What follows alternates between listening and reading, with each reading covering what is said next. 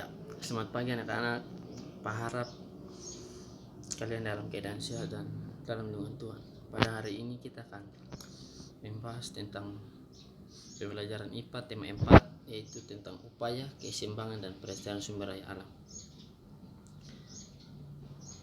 Pada video kali ini kita akan membahas materi yang pertama, yaitu hubungan sumber daya alam dengan lingkungan. Yang kedua, pelestarian sumber daya alam. Yang ketiga, pengelolaan sampah.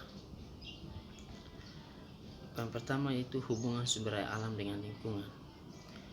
Sumber daya alam diperoleh dari lingkungan dan kita harus menjaganya. Kalau tidak menjaganya, maka itu akan terjadi berkurangnya jumlah dan mutu sumber daya alam yang berkurang. Dan ini berikut gambar-gambar yang terjadi akibat tidak menjaga lingkungan, yaitu dengan kerusakan hutan dan pencemaran lingkungan. Yang berikut itu upaya pelestarian sumber daya alam. Yang pertama dalam upaya pelestarian sumber daya alam yaitu memperbanyak sumber daya alam. Sebagai contoh, untuk tetap memiliki persediaan daging, maka dibuatlah peternakan sapi dan ayam untuk menghasilkan kayu terus menerus.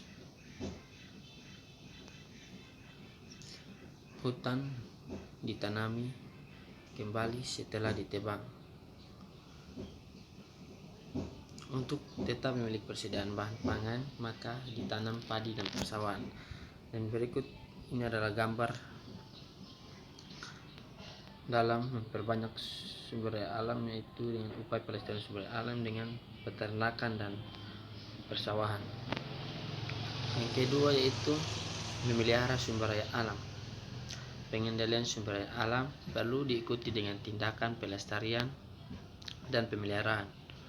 Hutan yang gundul kita harus ditanam kembali. Tindakan penghijauan atau reboisasi dapat menjadi salah satu upaya pemeliharaan sumber daya alam. Untuk mengembalikan kesuburan tanah, kita perlu juga memberi pupuk lalu ditanam dengan tanaman yang sesuai. Berikut di bawah ini adalah gambar-gambar dalam memelihara sumber daya alam yang tepat. Yang ketiga yaitu melindungi sumber daya alam. Hewan dan tumbuhan langka perlu kita lindungi agar tidak punah, yaitu dengan tidak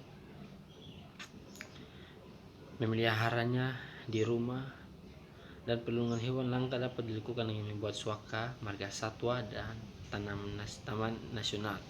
Perlindungan tumbuhan langka dapat dilakukan dengan membuat cagar alam, tanaman hutan raya, dan tanaman wisata alam. Berikut di bawah ini adalah contoh-contoh dalam melindungi hewan dan tumbuhan agar tidak punah. Yang keempat yaitu menghemat sumber daya alam. Beberapa jenis sumber daya alam tidak selalu tersedia di alam, misalnya bahan bakar fosil. Oleh karena itu, kita perlu menghemat penggunaannya. Adapun cara agar kita bisa menghemat sumber daya alam yaitu dengan menghemat penggunaan air, menghemat listrik, dan menggunakan kendaraan umum saat berpergian. Dan materi terakhir yaitu tentang pengelolaan sampah.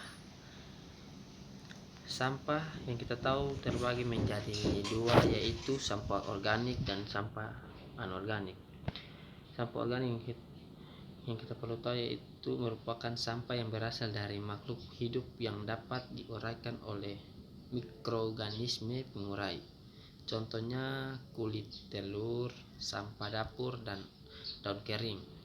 Yang kedua yaitu sampah anorganik, yaitu merupakan sampah yang tidak berasal dari makhluk hidup dan sulit diurai oleh mikroorganisme pengurai.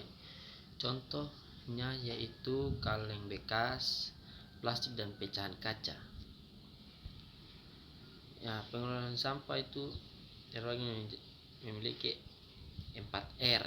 Yang pertama, reduce atau mengurangi. Yang kedua, reuse atau menggunakan kembali.